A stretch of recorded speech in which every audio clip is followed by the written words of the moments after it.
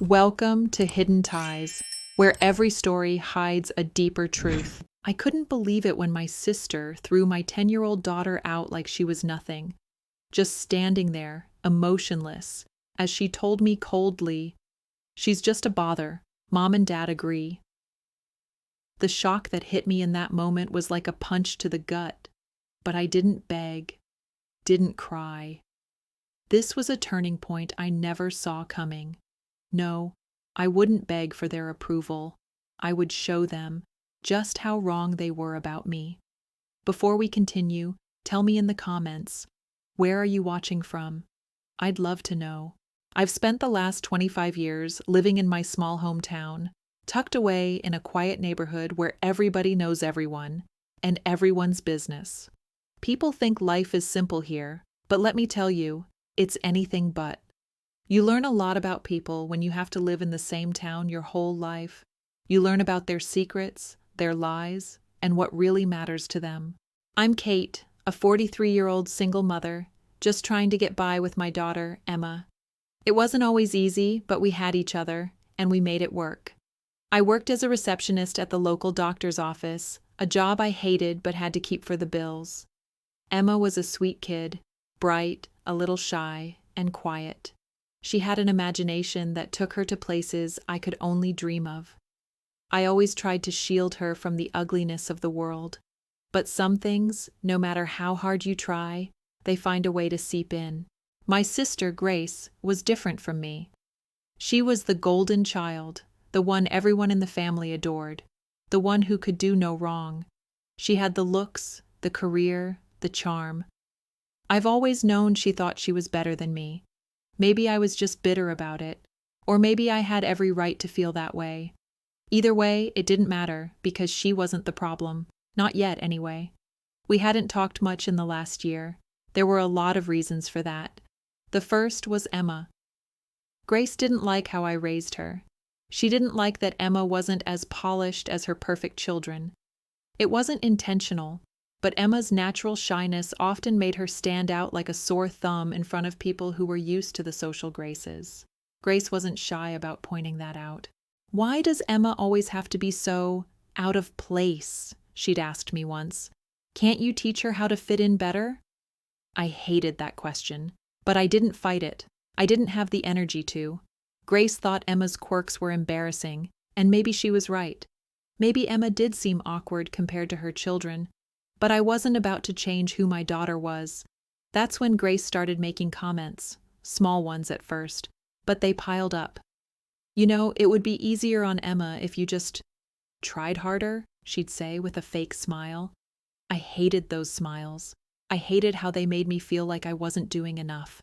But things really went off the rails the day Grace called me out of nowhere and told me to meet her for lunch. I should have known something was off. Grace never invited me to lunch. She was too busy, too important. But when I arrived at the restaurant, I found her sitting with our parents, looking unusually serious. "Sit down, Kate," Grace said coldly, motioning to the chair next to her. I hesitated, taking a quick look at our parents. They were both quiet, their expressions unreadable. My heart started pounding in my chest. Something wasn't right. "Listen," Grace started, her voice sharp. "We've talked about Emma. We've decided she's just a bother. You don't seem to get it. She's a burden on everyone." I blinked, unsure if I had heard her correctly. "What do you mean?" I asked, struggling to keep my voice steady.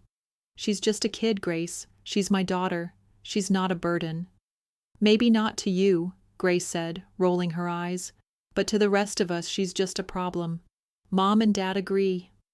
My world felt like it was crumbling around me. Mom and Dad? They agreed with Grace? I could see the disappointment in their eyes. There was no saving me from this. "You've got to make a choice," Grace continued. "Either you fix your daughter or you stop dragging her around everywhere. She's just in the way." My heart sank. I didn't know what to say. I wanted to scream, but I knew it wouldn't help. I wanted to beg them to understand, but I knew that would only make me look weaker. This wasn't about Emma. It wasn't about me either. It was about Grace trying to make me feel like I wasn't good enough. And it was working. The worst part? It wasn't even the words that stung the most. It was the complete lack of sympathy in their eyes. It was the way they acted like Emma was a problem they could just dispose of, like she was trash. I left that lunch in a daze, my mind racing with the cruel words they had all said. But the worst part came when I got home to find Emma standing by the door, her face bright and hopeful. "Mom, what did Aunt Grace say? Are we going to see them soon?" I didn't know what to say. I didn't want to tell her what I had just heard. Not yet. But it was too late. She already knew. She'd heard the fight from upstairs. "Mom, I'm sorry. I didn't mean to," she started, her voice trembling. "Don't apologize," I interrupted, pulling her into a hug. "It's not your fault." But inside, I was furious. How dare they treat my daughter like that? How dare they try to erase her, erase me, just because we didn't fit their perfect image? The next few days felt like I was walking in a fog. I'd wake up every morning, go through the motions, make breakfast, get Emma to school, go to work, but nothing felt real anymore. My world had just been flipped upside down, and I was still trying to understand how I'd gotten here. My sister's words haunted me, playing over and over again in my mind. "She's just a bother. Mom and Dad agree." I couldn't escape the weight of it. Every time I thought I had pushed it away, it would come rushing back, clawing at my thoughts. At work, I tried to stay focused. The last thing I wanted was for anyone to notice I was unraveling. But of course people did. My colleague Andrea always seemed to sense when something was off. "Kate," she said one day, lowering her voice as she handed me a file, "are you okay? You look a little off." I forced a smile. "Just tired, you know. It's been a rough week." She gave me a knowing look but didn't press. I was grateful for that. I didn't want to talk about Grace or my parents. I didn't want to talk about Emma's heartache. But I could feel the anger rising inside of me, slowly, quietly at first, until it became a fire I couldn't ignore. That night, when I got home, Emma was already in her room, reading. She was such a good kid, I thought. So strong, even when the world seemed like it was coming down on her. But the one thing she didn't know was that her mom was about to change everything. I walked into the kitchen, my fists clenched at my sides. The walls were closing in on me, the frustration too much to hold in any longer. I grabbed my phone and scrolled through my contacts, landing on Grace's name. My finger hovered over the screen for a moment, then I hit call. It rang once, twice. Then she picked up. "Kate, what is it?" Grace sounded irritated, like she didn't have time for me. "You think Emma's a bother?" I asked, my voice low but cutting. "You think she's a problem? You really think I should just erase her?"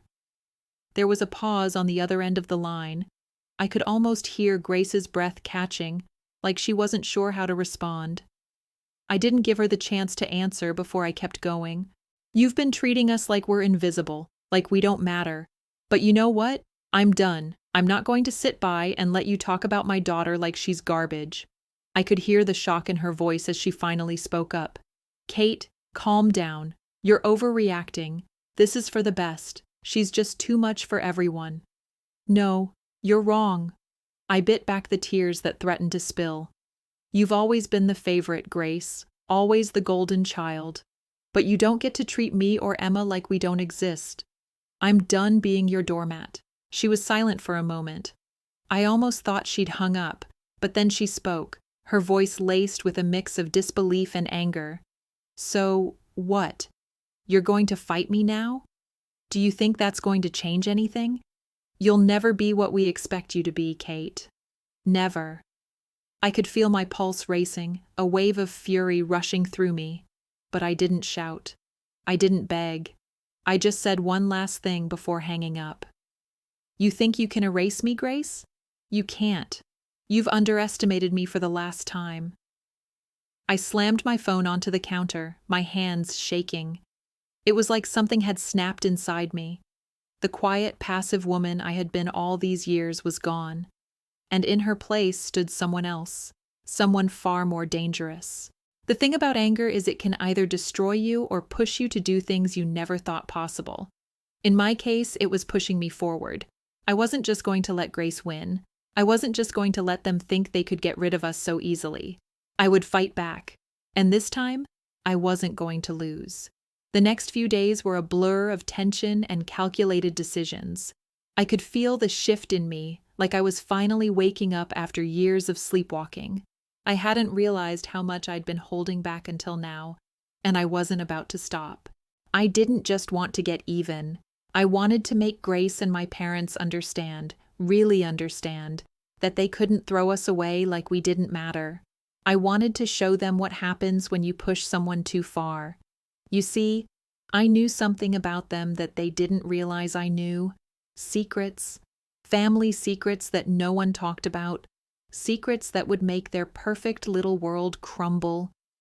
The problem was, I couldn't just confront them head on. I had to be smart about it.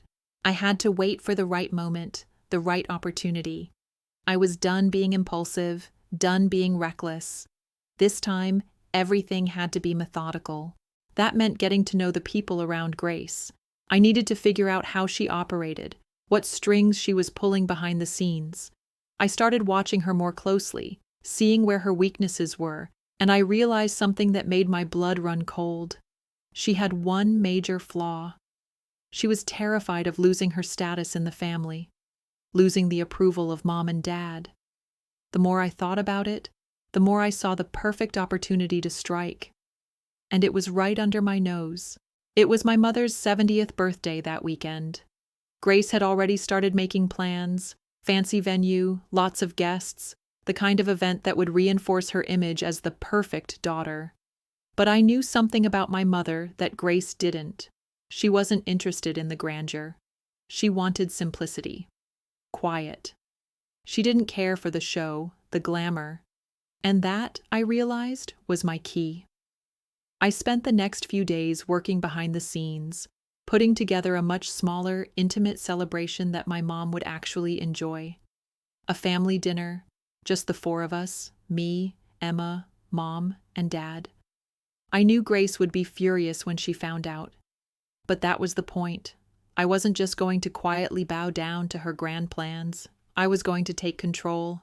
I called Mom on Thursday, just before the birthday weekend. Mom, I know Grace is planning something big for your birthday, but I was thinking, what if we did something smaller, just the four of us? A nice dinner at home, with your favorite food, no fuss. What do you think? There was a pause, and I could almost hear her smile on the other end of the line. Oh, Kate, I'd love that.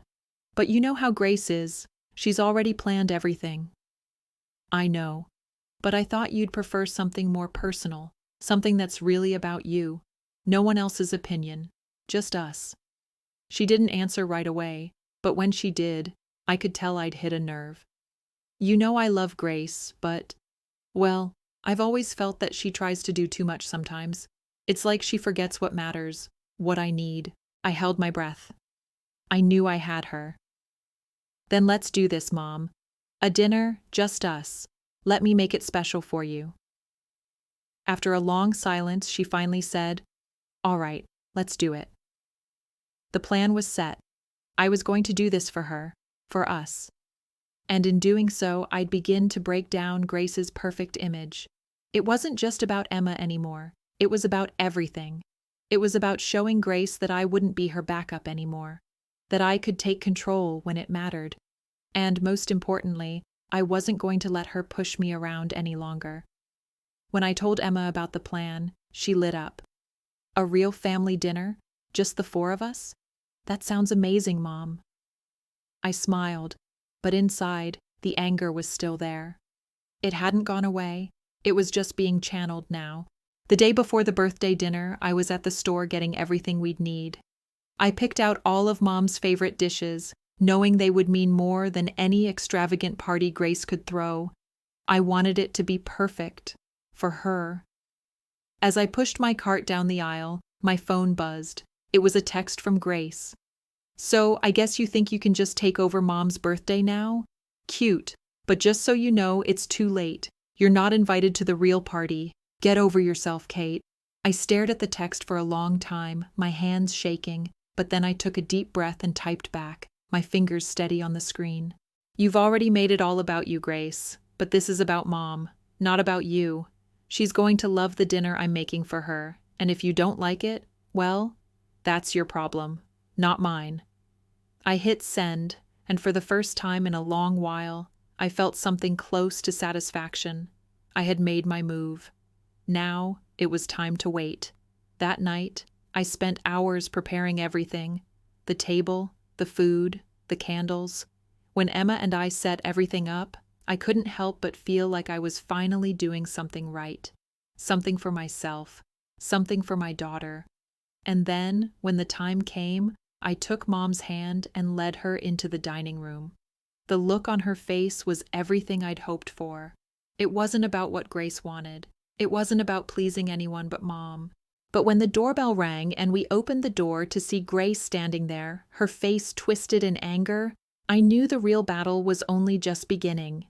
I couldn't have planned for this moment, but when Grace stood in the doorway, her arms crossed and her eyes narrowing with that familiar condescending glare, I knew we had officially crossed into uncharted territory. "Kate," she said, her voice sharp, "I can't believe you're doing this. You think you can just take over everything without a second thought?" I didn't flinch. I didn't blink. I stood there, my feet firmly planted, as if the weight of the past years had finally given me the strength to face her head on. "This isn't about you, Grace," I said calmly. "This is about Mom. You're not even supposed to be here. You've already got your big celebration. This is what she wanted." Her lips twisted into a smirk. "Oh, really? This pathetic little dinner? Do you really think she wants this? You're so out of touch, Kate. You always were." She looked past me, her eyes searching the room for any signs of superiority. When she found none, she scoffed. "You're pathetic." I took a deep breath. I wasn't going to let her break me. Not this time. Not anymore. "Get out, Grace," I said, my voice steady. "This isn't your fight. You're not invited. You've already had your chance to impress everyone. This is for Mom. If you can't respect that, then you're the one who needs to leave." She stood there for a long moment, as if weighing her options. The tension between us thickened, the silence so heavy it felt like it could suffocate us both. Then, without saying another word, she turned on her heel and walked away, slamming the door behind her. I felt a rush of triumph, but it didn't last. I knew she wasn't done. She wouldn't be. This fight was far from over. But for that one brief moment, I had taken control.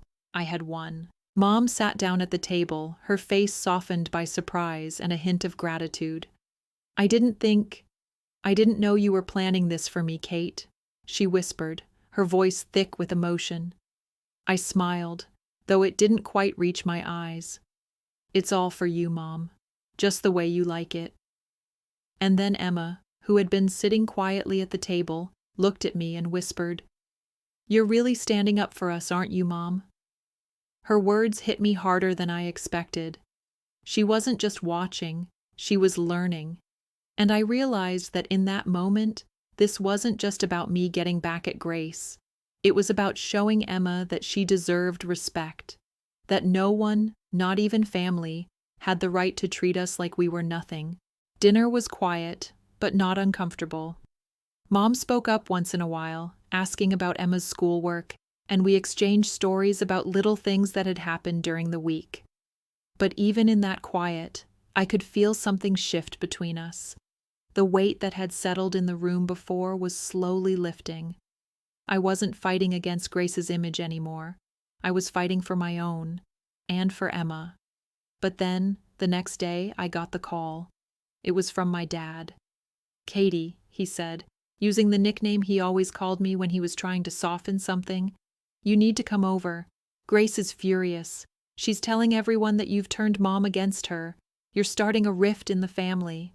My heart sank. I could hear the disappointment in his voice, and it was like a knife twisting in my gut. "Dad, I started, but he cut me off. I know you didn't mean to cause trouble, but you need to fix this. She's family, Kate. Don't push her away."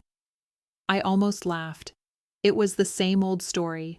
Grace was always right, always the victim, always the one who needed to be protected. And no matter how much I tried to stand up for myself, for Emma, I was always the one who was wrong.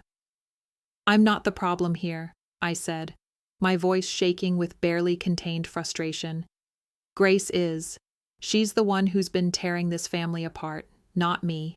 "I don't want to hear this," he said firmly. "You're my daughter. I love you. But Grace needs to be the one in charge. You're not going to win this fight, Katie. Trust me." The call ended before I could say anything else, and as I stared at the phone in my hand, I felt like I was suffocating all over again. But something had changed inside me. I wasn't going to back down, not for him, not for anyone. Grace had made it clear that she didn't care about me or about Emma. She was always the favorite, the golden child, and if I didn't fight back now, I would never have a chance again. But fighting back meant making a choice, and it wasn't just about standing up to Grace. It was about standing up to the whole family. I thought of Emma, sitting in her room, probably wondering why her grandmother had turned on us. I thought of the hurt in her eyes when she heard the things Grace had said. She deserved better than this. I wasn't going to let my daughter grow up believing that she was worth less than Grace's perfect children. I wasn't going to let them erase us, and that meant taking things to the next level. I wasn't sure what the next step would be, but I knew one thing. I wasn't going to let Grace win. Not this time. The days after that conversation with my father were the hardest yet. I could feel Grace's presence looming over me, but now it wasn't just her words. It was the weight of the family's expectations, the silent disapproval from my parents, and the coldness that seemed to hang in the air whenever I walked into a room. But I knew I was right. I knew what I was doing, even if it felt like I was pushing everyone away in the process. Emma and I spent the next few days staying away from family events. It was easier that way, safer. I could feel the distance between me and Grace growing with every passing hour, but I knew this wasn't just a small rift between sisters. It was the beginning of something much bigger, and I wasn't going to shrink back, no matter how much the pressure weighed on me. I focused on Emma. I kept her busy, helped with her homework, and made sure she knew how much I loved her. No matter what happened with the rest of the family, she was my priority. I couldn't let her feel abandoned or betrayed like I had when I was her age. But there were moments when I would catch myself staring out the window, lost in thought, wondering if any of this was worth it. Would Grace ever forgive me? Would my parents ever see me as more than the disappointing daughter? Was this all just going to blow up in my face? The answer came sooner than I expected. One evening, as Emma and I were finishing dinner, the doorbell rang. I stood up to answer it, and when I opened the door, I almost couldn't believe my eyes. There, standing on my doorstep, was Grace. Her face was a mask of fury, but there was something else too, something I couldn't quite place. Was it guilt? Regret? I couldn't tell, but whatever it was, it made me uneasy. "I want to talk," she said, her voice low. I glanced back at Emma, who was still sitting at the dinner table. "Now's not the best time, Grace. You know that." But Grace wasn't having it. She pushed past me, entering the house with the same entitlement she'd carried her whole life. "This isn't over, Kate," she said, her eyes locked onto mine. "You're making a huge mistake. You've already caused a lot of damage." I shut the door behind us and turned to face her. "You're the one who's caused all the damage, Grace. You've always tried to control everything, always acted like you were the only one who mattered. I'm done letting you walk all over us. This," I gestured to the living room, "this is my life, and I won't let you ruin it." She stood there, her lips pressed tightly together, fists clenched at her sides, but there was something in her eyes, something that seemed to falter for just a moment. "Mom doesn't want to choose between us, Kate," she said, softer now. "You forced her into a corner. I wasn't going to let her manipulate me this time. No, Grace, you forced her into a corner. All of this, your constant need for validation, your obsession with being the favorite, it's pushed everyone away. Mom doesn't need your approval to be happy. She's my mom, not yours, and you don't get to control that anymore." Her eyes flickered, and for the briefest moment, I saw a crack in the armor she'd built around herself. But she quickly recovered, shaking her head. "You'll never win, Kate. You can't take everything from me." I felt a surge of anger rise in me, but I didn't let it control me. Instead, I took a step forward, meeting her eyes head on. "I'm not trying to take anything from you, Grace. I'm just taking back what's mine, and I'm doing it for Emma, for our family." She opened her mouth to say something else, but stopped. The words seemed stuck in her throat. After a long, uncomfortable silence, she spoke again, this time in a quieter, more resigned tone. "You think you're the only one who's been hurt in this family? You think I've had it easy?" I could feel her pain, but I couldn't let it stop me. "I'm not your enemy, Grace, but if you keep pushing me, you'll lose more than just me. You'll lose everything." She looked away then, her gaze dropping to the floor. The silence between us grew heavy, thick with unspoken words. Finally, Grace turned to leave. "You'll regret this," she said, her voice barely audible. I didn't chase her. I didn't beg. I stood there in the doorway, watching her walk away, feeling the weight of the moment. I knew she wasn't going to give up, but neither was I. The next morning, I got a call from my mother. My heart skipped a beat as I saw her name flash on my phone. "Mom, what's going on?" I asked, trying to keep my voice calm. "Kate," she said, her voice shaking slightly, "I don't know what's happening, but Grace has been telling everyone that you're trying to ruin the family. She's spreading lies about you." I swallowed hard. "I didn't want any of this, Mom. I didn't start this fight. I'm just trying to protect Emma, to protect us." "I know," she said, her voice cracking. "I know you are, but I don't know what to believe anymore. Grace is my daughter. I've always been proud of her. I don't want to lose either of you." I felt my heart break. "You won't lose me, Mom, I promise. But I'm not going to sit back and let Grace destroy everything anymore, not when it comes to Emma." There was a long silence before she spoke again. I just want you to be happy, Kate. I want you to find peace." "I will, Mom. I will." As I hung up the phone, a deep resolve settled within me. I wasn't just fighting for Emma anymore. I was fighting for my own future, for the right to stand up for myself, for the right to claim the life I deserved. And then, just as I was about to step out the door for work, I saw a letter sitting on the kitchen counter. It was from Grace. I opened it, and as I read the words, something inside me snapped. It was a final plea, one last attempt to make me feel guilty. But I wasn't falling for it anymore. I tore the letter into pieces and threw it in the trash. I wasn't going to let her control my life any longer. I wasn't going to beg. I wasn't going to apologize. Because I had already won.